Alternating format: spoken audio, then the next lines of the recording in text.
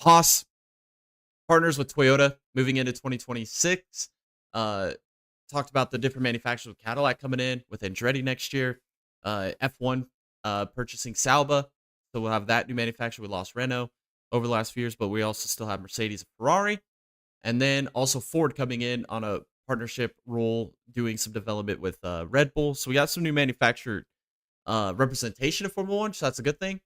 Um, Minus the Toyota only coming in on a sponsorship or partnership level. So that's something that's important for Formula One. So we'll see how that all plays out in the future. Maybe this is an opportunity where Toyota maybe moves in the future on maybe more of uh, a power unit side of things. Maybe they develop their own motors. I don't know. We'll see what that entails over the next few years. Alex Plo be back with Meyershank Racing in 2026 to run the Rolex 24, which we are only like 6 weeks away. He's had success at the Rolex 24 in the past. He's hands down, without a shadow of a doubt, one of the top 3 drivers in the world.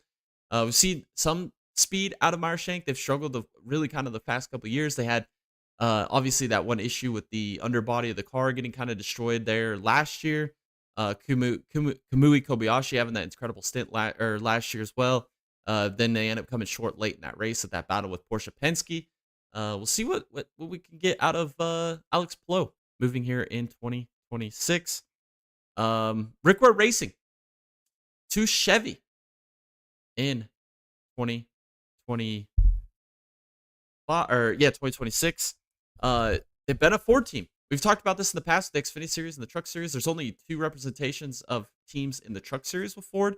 That'd be ThorSport and Rayom Brothers. And then in Cup Series, obviously they're losing the Haas factory team and Rickware Racing now moving over to Chevy. And then also in the Xfinity Series, only having representation with one team.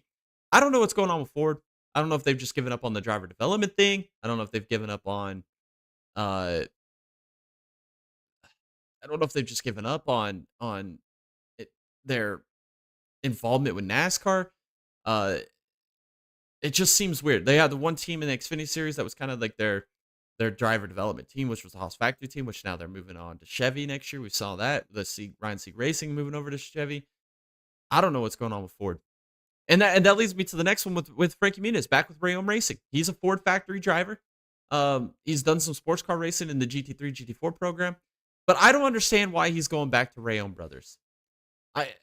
Getting the appeal and the lure for NASCAR isn't what it was 10 to 15, 20 years ago as it is today. It's not the same.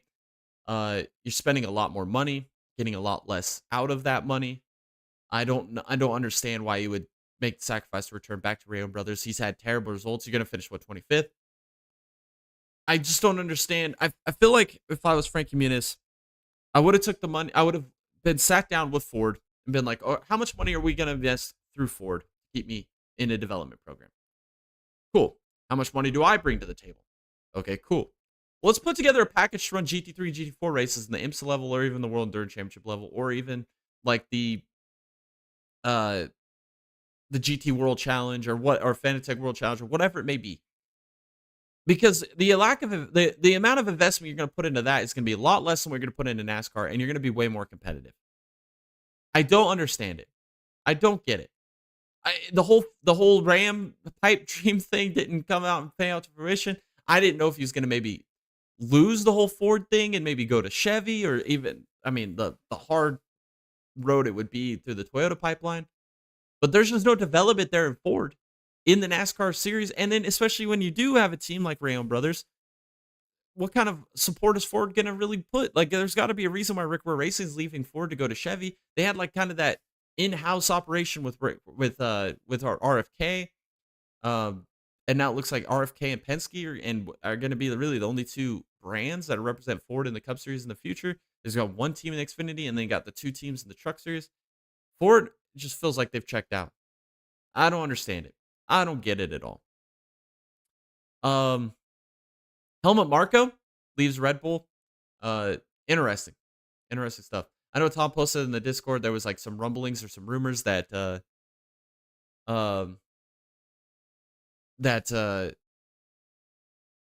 basically his engineer was potentially, we're going to split up his engineer, race strategy teams going in forward in 2026. And I basically flat out told, or just put in the Discord, I said, Max Verstappen just needs like a half decent car and a good engineer strategy team, and he's going to be world champion again. Well, it did come out that he's going to retain his engineers, his race strategy. So I think big things coming in the future for Red Bull. The Helmut Marko out there, Christian Horner drama, all that kind of stuff with Red Bull. It seems like maybe they're going to be able to put a lot of this stuff behind them, and they're going to be able to eventually develop and be world champions again here in 2026. But with the new regulations coming out, it's going to be very interesting. It's going to be very interesting. So we'll see how that plays out. Chris Wrong. Let's talk about him, or I guess Chris Wright. We call him here Chris Wrong or the Digga Boys channel. This is the same guy that last year got fired from the team he was racing with in the Xfinity Series with Our Motorsports. He's the same guy that came in like a damn heat sink and misled Daytona and on pit lane and wrecked half the damn field, and then got out and blamed his spotter for it. I guess money talks and bullshit walks, because this is a terrible, terrible, terrible decision by McAnally to bring him in full time in the Truck Series. I see this being an absolute colossal failure. But I guess when you're a team that is looking for pay drivers to be able to keep the company afloat, I guess you make the wrong decisions by bringing in Chris Wrong. LeVar Scott in the 45 for Alpha Prime next year. Again, I compare him a lot to his teammate in ARCA with Rev Racing, which was Andres Perez. Both of them championship contenders. Perez actually got the title. Both haven't won races at the ARCA level.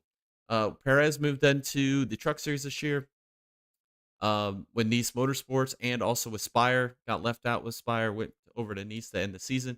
We'll see what he could do going into 2027 or 2026. But then LeVar Scott, he's got talent. But he was never in ARCA Series. He was consistent in points, but he was never a guy that was any better than like a third place guy, you know. And now he's going to a team that was kind of held up and propped up last year by his teammate Parker Retzloff. So I really don't know what to expect. I mean, I just don't see the results being there going into 2026. I don't know. It's gonna be interesting. All right. Next off, I did talk about the NASCAR drama stuff. I do want to talk about that again. The NASCAR competitor clause or whatever. NASCAR we talked about it with SRX the other week, as NASCAR thought that there was a threat with SRX, especially considering that they were potentially looking at going and running at North Wilkesboro, maybe even running Bowman Gray. A lot of the NASCAR tracks NASCAR's trying to get back to. They were scared of SRX as a competitor, that they were going to start to go to these tracks before NASCAR did. And they saw that as a threat. And then also, I guess what the biggest nail in the coffin is their golden boy, their cash cow, their blue whale, Chase Elliott, going and running in the SRX series and running a stylized number 9 font. Saw that as a complete direct threat to their enterprises, as well as the fact that Tony Stewart and Ray Evernham are running the series and producing the cars, as those guys have made lots of money and also provided a lot of money and exposure to NASCAR over the years. And then it turned into an absolute meme fest on the internet. Any car, any number, any series being a threat to NASCAR. There's one that was like Boris said, driving the number 31 in the Trans Am series, stylized, became an absolute threat to NASCAR. Steve Phelps, Steve O'Donnell, there was a post where there was a picture of both of them, and it said, "Look at these fucking clowns." And all these NASCAR fans coming out of the woodworks, all the ones that were the biggest simps, biggest sheep and followers supporting NASCAR through all the bullshit, now echo chambering and saying all the same things me and Tom have been saying for the last, God, I don't know, 3 years since we've had this channel. Turning a heel against NASCAR. You got fans with signs picketing outside the courtroom every day. This is a joke. Now you got Mark Martin going out on social media saying this is a dark time for NASCAR. Hopefully we as fans, competitors, owners can come out on the other side of this in a better way. And then you've got, I guess, Richard Childress had documents where they were potentially looking at selling part of their team. Those get released now because it becomes public knowledge. So now we got, I guess my biggest thing here was I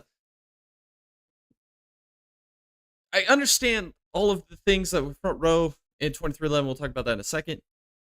But to create this charter agreement and then to bash or to come after all of the teams that agreed to sign this, my biggest comparison was like the Titanic. NASCAR drove this ship right into the iceberg, had no life rafts, and then expected everybody to just sink and fall down with them. They're going to just take everything crumbling down with them, and they don't care. They don't care.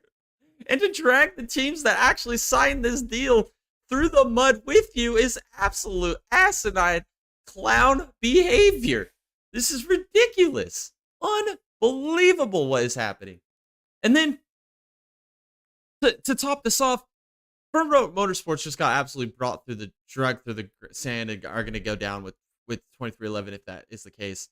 As Bob Jenkins was reported that they've made negative $6.8 million in losses. He's had to basically pay out of pocket to make this team viable.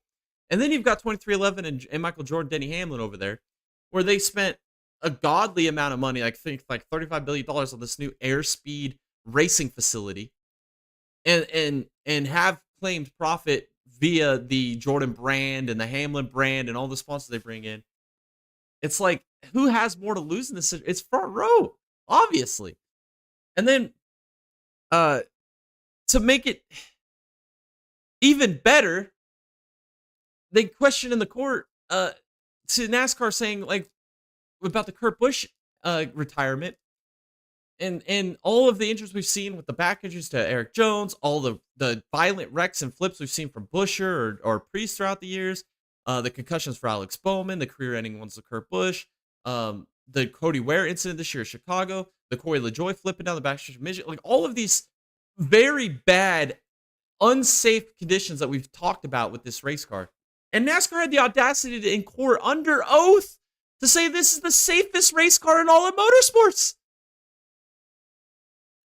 To have the testicular fortitude to stand up in a courtroom with the audacity to say that is ridiculous. And then NASCAR's trying to pander to a Southern audience by bringing in a Southern accented lawyer. I mean, the entire fate of NASCAR's entire business model and future of NASCAR is being held in the hands of 12 random North Carolinians. And then you've got people in the media coming out saying that they've been censored and blackmailed and run through the mud through NASCAR and put into the situation where they can't speak their mind in the media because of how insecure NASCAR is about their product. I mean, this is the most clownish trial. I mean, like I said, I might open up X after this podcast to go through the social media on the internet and read all of this stuff that's blatantly being thrown in with this lawsuit, and it's just everything is just clownery. It's just clown. I don't know how NASCAR recovers from this, especially with the whole competitive clause or the competitors things. I mean, with people running stylized numbers, other startup series. What other series are going to be attacked? You attack a series that ran 6 weeks out of the year on a Thursday, a non-competitive night for NASCAR, and brought in diverse drivers from all different backgrounds, and consider that a direct competitor, a direct threat to your brand and your product. I don't know how you can't see this as monopolization. And then I also can't see how the teams need to be making more money as well when they agreed to sign something stupid as this, something they begged for. The charter agreement is something NASCAR wanted to do away with. And the money would have been split differently. And then they give them the charter agreement and then teams aren't happy. There is no pleasing any sides of this. It's just two groups of just hard-headed people arguing and fighting over something dumb. And now NASCAR fans are completely against that. This whole thing is a shit show. An absolute shit show. And I'm just going to sit back and just watch it burn to the ground. Because it's a joke. It's a joke. Everything's a joke. All right, the last thing I do want to talk about here, let's go back over the race recap of the Abu Dhabi Grand Prix. Qualifying. Let's talk about qualifying. Max Verstappen qualifies pole. Lando Norris qualifies P2. And at this point, I was like, I think it's cooked because Max Verstappen had to win the race and Lando had to finish P4 or worse for Max Verstappen to claim this world title. George Russell and Mercedes. I think they frauded this weekend. Russell, if you guys watched practice qualifying, it looked like Russell had the best car in qualifying pace. I think he qualified fastest at Q2. Looked like he was going to potentially have a run for the pole. Made a mistake in qualifying. Qualifies P4. And I'm thinking, that's still okay. He made a mistake. I think they're going to have the pace to compete with McLaren. I'll at least make it interesting. Maybe they'll shake it up. Was the case. George Russell, Mercedes this weekend, absolutely awful. Antonelli couldn't even make it out of Q2. George Russell on the initial start spins the wheels, loses positions to Alonso and to Leclerc. We'll talk about Ferrari here in a minute. Super unfortunate. I'm not going to blame Mercedes and George Russell for Max Verstappen not winning this world title, but they really let me down this weekend. Mercedes definitely let me down this weekend. Also, we do need to talk about going into this race. They interviewed Max Verstappen. Said, "What's your strategy for this race this weekend? Are you going to play any games?" He says, "No, I'm just going to go and race it legit. I'm going to go out and win this race, and then pray for a little bit of chaos or a little bit of challenge to the Mercedes or to the McLarens behind me." Then they interview Piastri, and Piastri says, "I'm just going to go out and try to win. That's all I can do," knowing already full willingly that he's cooked. There's no chance he has to win this world title. And then they interview Zach the Clown frickin' Brown. And he instantly says, "We're going to let our drivers race it out. You know? We're going to see who has the best opportunity to win this World Drivers' Championship, and then we're going to let them decide it, and then we'll make adjustments from there as the strategy goes." And then proceeds to say, "If we get in a situation at the end of the race and Lando Norris needs positions, we're going to let Piastri pull aside and we're going to give it to Lando Norris because we want to claim this world title." Just absolutely making themselves look like clowns. Absolutely making themselves look like complete freaking losers. Let's talk about Ferrari for a minute. Lewis Hamilton out in Q1 again. That's like 3 weeks in a row. Absolutely terrible. The SF25 just looks terrible. But then Leclerc. Car looks unstable, looks just terrible to drive. Somehow, for the grace of God, qualifies up at P5. And I was like, oh, he's just going to be an absolute dump truck and be in the way in the race. He's going to have no factor. It's going to be up to Russell to try to mix this up for the world title. And then here it is. Leclerc just puts together the most amazing race of all time. I mean, extremely fast. He's in touch with Norris basically the whole race. At one point in the race on the strategy, he ends up having to make an undercut situation with the medium tires on the final stint, and was like 6-7 seconds behind going into that pit stop. Got it all the way down to like 2.9 at the end, and Norris had to play the undercut strategy where he went with the hard tires to the end, and Leclerc went with the medium tires. Leclerc did everything really he could do to get by Norris. Just wasn't going to happen. They went over the radio with Verstappen at the end. Verstappen had it pretty much in hand. Piastri was P2, Norris P3, and Verstappen asked on the radio, like, is Leclerc making up any ground to Norris? Is there still a chance for him to win this world title? And they go over the radio like, "Nah, dude, you're cooked," basically. And that was it from there, really. We'll talk about Verstappen more in a second. We do need to talk about his teammate with Yuki Tsunoda, who has been catching absolute strays on the internet over the past 2 days. They put him on a strategy with hards, right? And his entire strategy was to run as fast as he possibly can, put it into full strategy, P7 strategy mode, and burn up as much energy and just keep as much pace as he possibly could.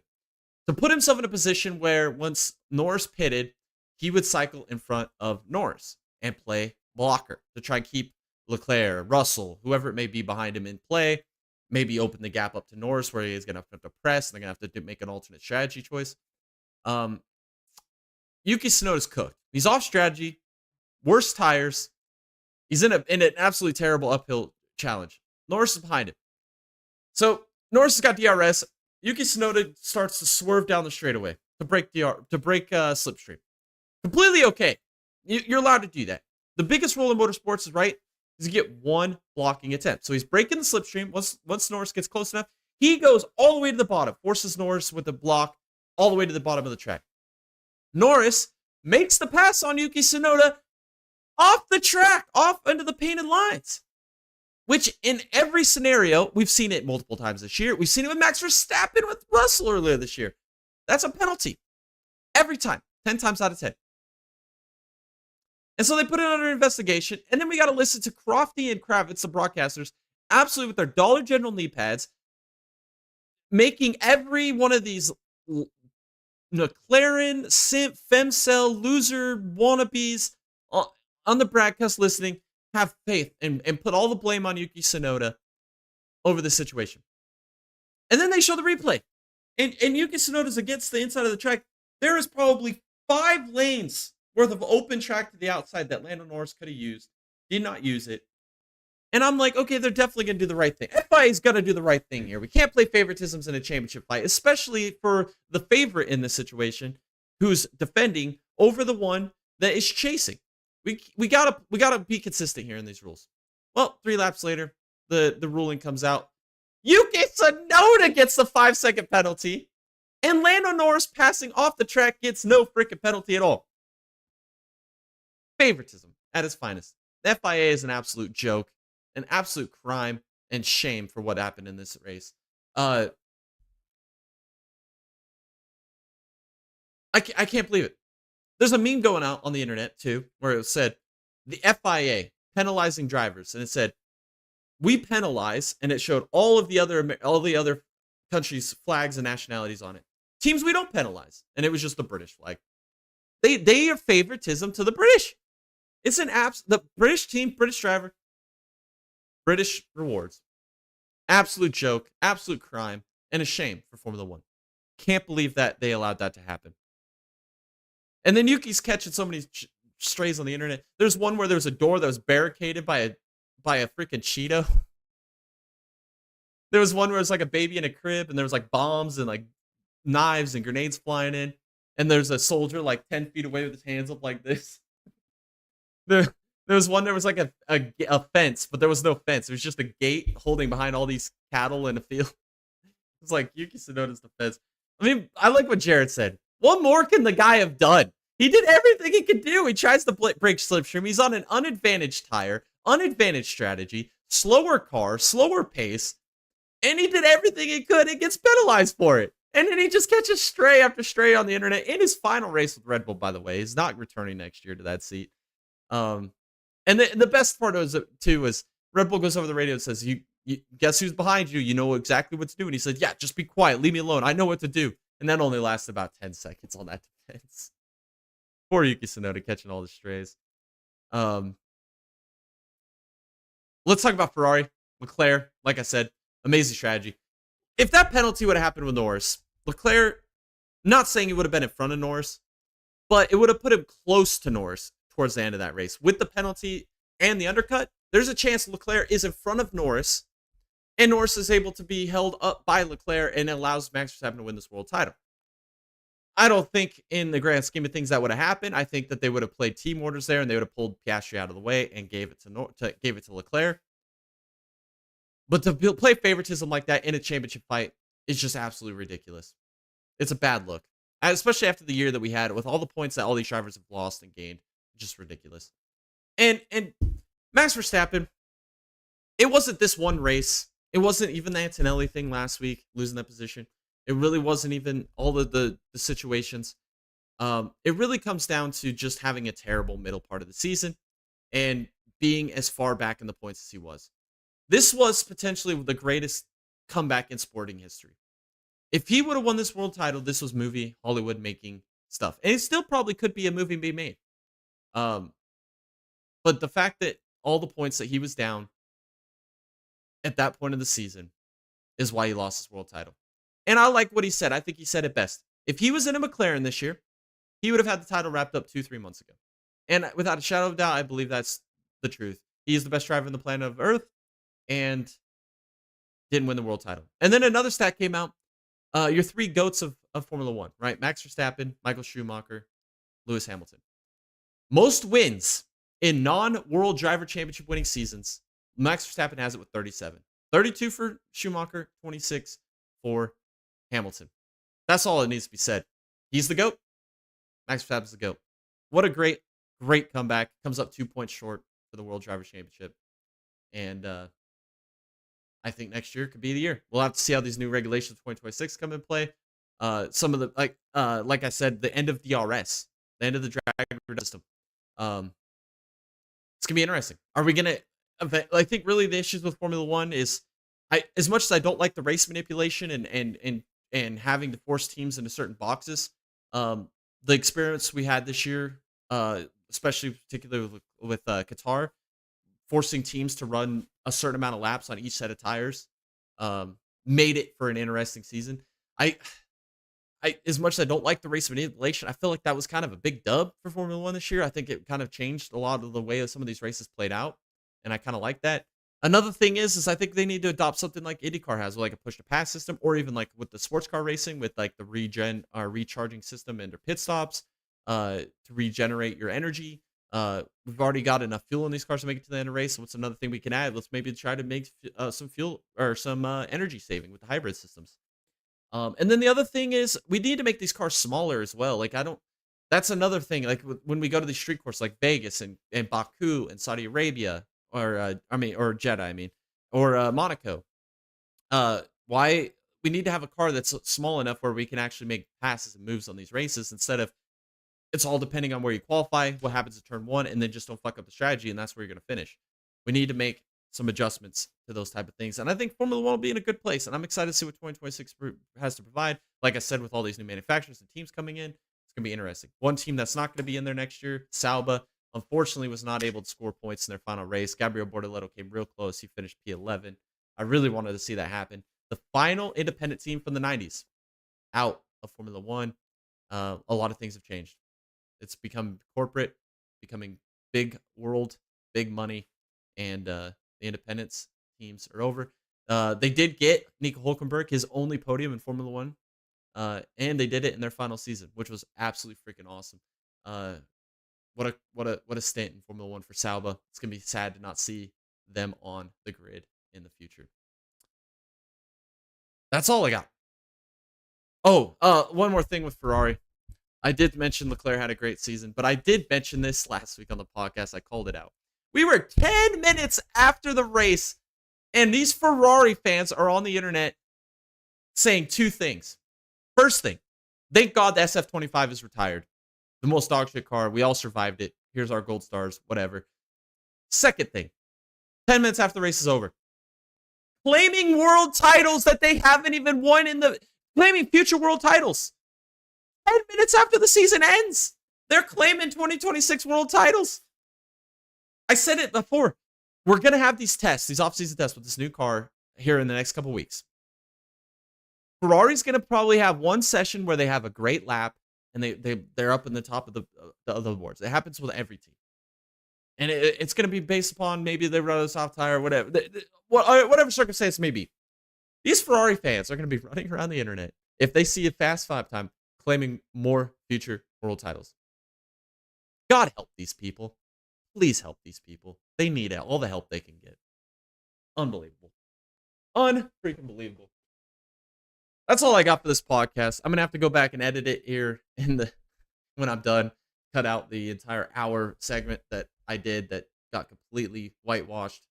But I did get all the talking points I wanted in. I kind of did in a speedy version, basically the highlights of the podcast.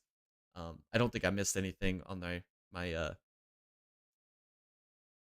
recap. So sorry about that. I'm gonna fix that and have this posted up. It'll be a shorter podcast than normal, but I appreciate you guys for tuning in and bearing with me. If you guys want to support our channel, all of our social medias are on the bottom of the screen for you guys to go follow, as well as links in the description below. Stay notified with everything happening on this channel. Make sure you guys hit the subscribe button, hit the like button. Helps us push us through the algorithms, and also turn on bell notifications so you can stay updated with everything happening on this channel, all of the future uploads, especially like the watch parties. If you guys joined on the watch party, Jared, Dallas were in there. We were hanging out, having a good time watching this World Championship fight. It was super fun. And of Formula One. Lots of good things to come in the next few weeks. Obviously, I think next week we'll do Formula One driver grades for 2025. We'll also have preview and predictions for World Enduro Championship, IMSA, NASCAR, IndyCar, silly season rumors, championship picks, bold predictions coming up. We'll probably do a recap of our 2025 bold predictions as well as the future 2026 bold predictions. And we'll also have the 12 days of motorsports coming up here in the next couple weeks. It's always fun. And then we'll get wrapped right back around. Chili Bowl is about a month away, 6 weeks away from the Rolex, or 6, 7 weeks away from the Rolex.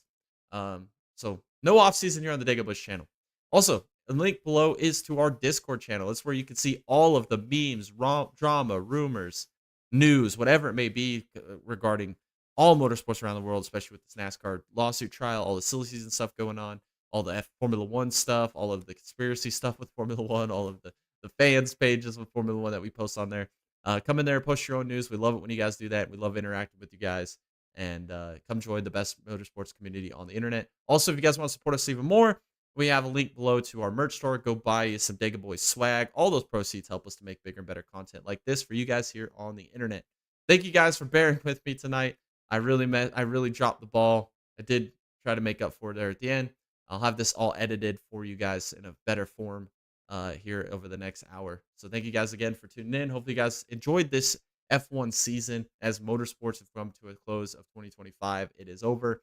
But there is no off season here at the Dago Bush channel. There's just a time of the season where there is no racing going on. Hopefully you guys enjoy the rest of your week. Hopefully you guys enjoy the race this weekend. Enjoy the watch party if you guys tune in. And we'll catch you all in the next one.